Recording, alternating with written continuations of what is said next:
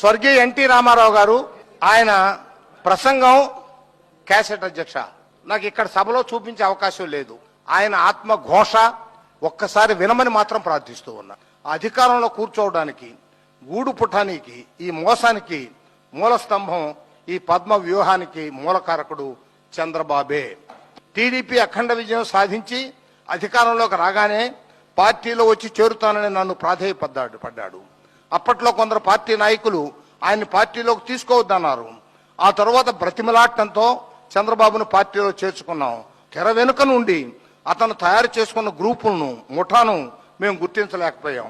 పెద్దవాడని ఆలోచించకుండా నన్ను వెన్నుపోటు పొడిచాడు. ఇంత దారుణమా?